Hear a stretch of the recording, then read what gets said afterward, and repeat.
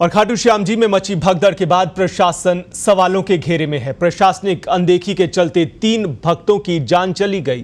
कांग्रेस विधायक चौधरी वीरेंद्र सिंह समेत अन्य लोग घटना के लिए पुलिस प्रशासन और साथ ही मंदिर कमेटी को जिम्मेदार ठहरा रहे हैं। वहीं पत्रिका टीवी ने जब पड़ताल की तो सामने आया कि वीआईपी कल्चर भक्तों के लिए जानलेवा साबित हो रहा है। इतना ही नहीं, पुलिस प्रशासन और मंदिर कमेटी अपनी पुरानी गलतियों से सबक तक नहीं ले रहा है। आखिर कैसे, आइए दिखाते हैं सीकर से हमारे वरिष्ठ सहयोगी विनोद सिंह चौहान की ये ग्राउंड रिपोर्ट।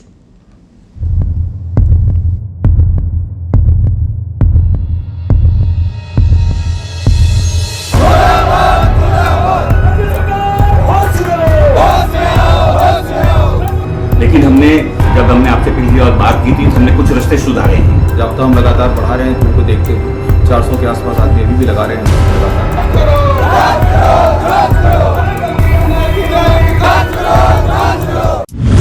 लगातार हादसों के बाद भी नींद में जिम्मेदार प्रशासनिक अनदेखी बढ़ा रही है भक्तों की मुसीबत। पत्रिका की पड़ताल में सामने आया सच, पुरानी लापरवाही से भी नहीं ली सीख। हर बार वही चूक, कब तक दम तोड़ती रहेगी व्यवस्था। फाइलों में उलझे पुराने दावे वादे, भक्तों की बढ़ती संख्या के बाद अभी भी कोई स्थायी प्लान नहीं। पत्रिका ने हर बार चेताया मगर सोता रहा प्रशासन। खाटू श्याम जी मेले में प्रशासन की चूक और लापरवाही लगातार भक्तों की मुसीबत बढ़ा रही है।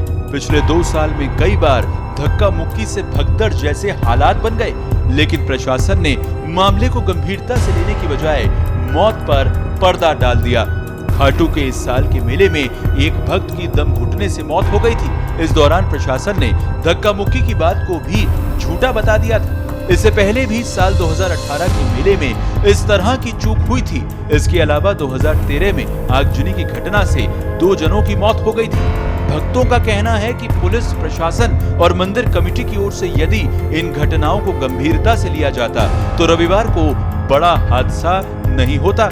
इधर रविवार तड़के हुए 3 महिला भक्तों की मौत के बाद मंगलवार को दिन भर प्रशासन अलर्ट मोड पर रहा। जो ही मैंने टीवी ऑन किया और राजस्थान की न्यूज़ देखी तो मुझे सूचना मिली कि खाटू श्याम जी में इस प्रकार की घटना घटित हो गई। 3 महिलाओं की मृत्यु हो गई और कुछ घायल हो गए। पहले तो मैं दिवंगत आत्माओं को श्रद्धांजलि व्यक्त करता हूं। मुख्यमंत्री ने घोषणा की है कि CID CB जांच करेगी, लेकिन इसमें मामला प्रशासन का है और वो भी राजस्थान के प्रशासन का है। इसलिए मेरी मांग ये है कि इसकी जांच CBI से होनी चाहिए। यहाँ का विधायक खुद आकर के अव्यवस्था फैलाने की चेष्टा करता है तो ना CID CB क्या जांच करेगी। SI को निलंबित करके इतिश्री समझ लेना ये उचित नहीं है। सरकार को स्वयं इसकी जिम्मेदारी लेनी चाहिए, प्रशासन को अपने ऊपर जिम्मेदारी लेनी चाहिए। 8 साल पहले हुई आगजनी की घटना आज तक नहीं लिया सबक। रसूख के आगे न्यायालय के आदेश भी बौने। लापरवाही में उलझा मास्टर प्लान, वैकल्पिक मार्ग नहीं, रास्ते चौड़े हों तो बात बने। रविवार तड़के हुई दर्दनाक घटना के बाद प्रशासन वैकल्पिक मार्ग तलाशने के दावे कर रहा है, जबकि ये स्थायी समाधान नहीं है, क्योंकि यहाँ हर रास्ते पर आबादी बसी हुई है। ऐसे में मुख्य रास्तों को चौड़ा करना ही बेहतर विकल्प है। खाटू श्याम जी के मासिक मेले में एकादशी का दिन भक्तों पर भारी रहा। सोमवार था, सावन के आखिरी सोमवार तड़के ऐसा हादसा हुआ कि 3 महिलाओं की जान चली गई। जी हाँ, प्रशासन की नाकामी, पुलिस की अव्यवस्था और मेला कमेटी की निष्क्रियता के चलते भगदड़ मची और 3 महिलाओं की मौत हो गई। बीते 3 दिन में इस मामले को लेकर कई सरकारी अधिकारियों पर गाज गिर चुकी है। उधर प्रशासन ने यहाँ VIP दर्शन कराने वाले 15 सभी दरवाजों को बंद कर दिया है। मैं आपको दिखाना चाहूँगा किस तरह की व्यवस्था की गई है। कई जगह टीन शेड लगाए हैं और कई जगह ताला लटकाकर उसे सील किया गया है। आप देख सकते हैं कि ये वो रास्ते हैं जहाँ से VIP मूवमेंट के जरिए लोगों को अंदर भेजा जा रहा था। बरसों से ये व्यवस्था चल रही थी। जितनी भीड़ बाहर उतनी भीड़ अंदर, देखने वाला कोई नहीं था। अव्यवस्था का माहौल आप देख सकते हैं। गेट नंबर 3 जिसे सीज किया गया है, यहाँ पर गेट नंबर 2 है। ये सब बयां करते हैं कि बरसों से वीआईपी दर्शन का खेल चल रहा था और आखिरकार 3 महिलाओं को अपनी जान देनी पड़ी। हालांकि अभी भी व्यवस्थाओं में सुधार की दरकार है। हमारे साथ खाटू श्याम जी के संवाददाता प्रमोद स्वामी हैं, हम उनसे सारी जानकारी लेंगे कि वो कैसी भयानक रात थी, तड़के 4 बजे जब हादसा हुआ। प्रमोद जी, क्या मामला था?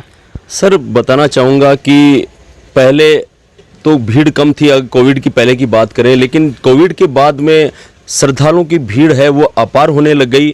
यहाँ की मासिक मेला है वो पाक्षिक मेला और साप्ताहिक मेले में भरने लग गया और देश भर से लाखों श्रद्धालु है बाबा श्याम के दरबार में आने लगे।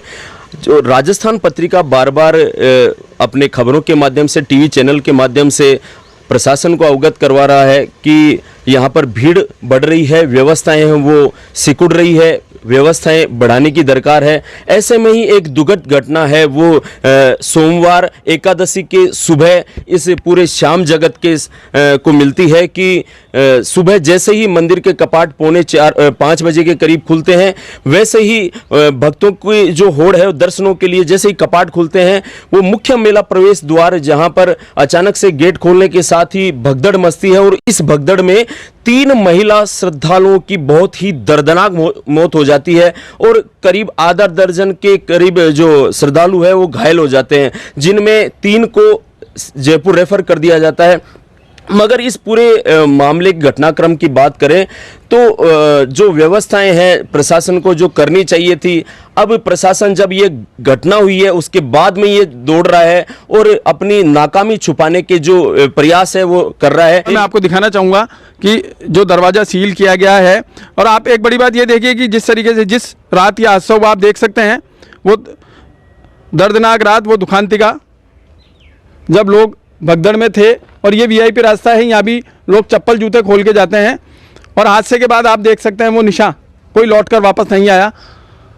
कोरोना के बाद श्याम नगरी में श्रद्धालुओं की संख्या में लगातार हो रही बढ़ोतरी को लेकर पत्रिका ने कई बार जिम्मेदारों को जगाया। इसके बाद भी प्रशासन की ओर से गंभीरता नहीं दिखाई गई। इस वजह से रविवार तड़के बड़ा हादसा हो गया। अब नई व्यवस्था के तहत सारे वीआईपी गेट बंद किए गए हैं। बताया जा रहा है कि 4 अधिकारियों पर गाज गिर चुकी है। पहला निलंबन थाना अधिकारी के रूप में रिया चौधरी का हुआ, उसके बाद एसडीएम, सीओ और आज तहसीलदार को भी निलंबित किया गया है। सरकार इस मामले में प्रदेश के सभी मंदिरों में व्यवस्थाओं को लेकर बैठक ले रही है। बैठक के बाद क्या निर्णय होता है, किस तरह की व्यवस्था होती है, खाटू श्याम जी में क्या बदलाव किए जाते हैं, मंदिर कमेटी पर क्या असर दिखाई देता है, क्या कलेक्टर और एसपी पर भी गाज गिरेगी, देखने वाली बात यह है कि 5 लाख श्रद्धालु उस दौरान मौजूद थे और अब 1 सप्ताह तक छुट्टियों का सीजन है। 15 अगस्त तक यहाँ पर श्रद्धालुओं की भीड़ लगातार बढ़ती रहेगी। व्यवस्थाएं किस तरह की रहेगी, पत्रिका टीवी आपको लगातार इन चीज़ों से अवगत कराता रहेगा। सीकर से विनोद सिंह चौहान की विशेष रिपोर्ट।